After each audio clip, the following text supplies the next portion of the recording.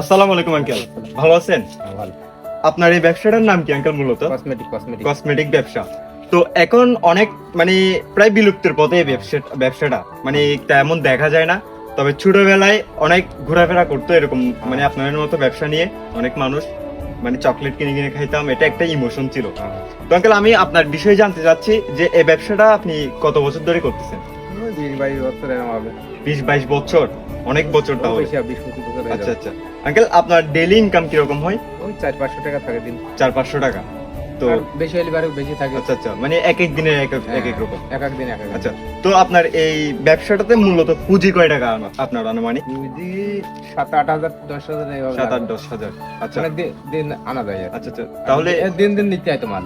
হ্যাঁ হ্যাঁ, মানে মাল প্রতিদিন নেওয়া লাগে। প্রতিদিন নেওয়া লাগে, মানে এখান থেকে। প্রথম 8-10 হাজার টাকা লাগবে একবারে। আচ্ছা আচ্ছা, আর ডেইলি কত টাকা সেল হয়? সেল কোনদিন 2000 হয়, কোনদিন 1000 হয়। আচ্ছা, আচ্ছা।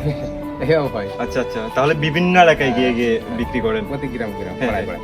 তো আমি আঙ্কেল মূলত বলতে চাচ্ছি যে এই ভিডিওটা করার একটাই উদ্দেশ্য, সেটা হচ্ছে এই মানুষগুলোকে কিন্তু এখন দেখা যায় না, আর এই ব্যবসাটা একদমই দেখা যায় না।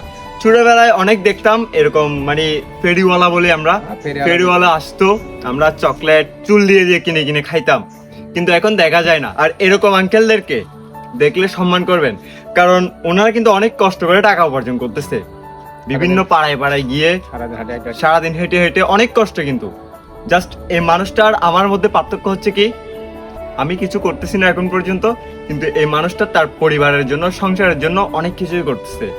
তো ভিডিওটি বেশি বেশি শেয়ার করে দিবেন, আর এরকম মানুষগুলোর পাশে থাকার চেষ্টা করবেন। আসসালামু আলাইকুম।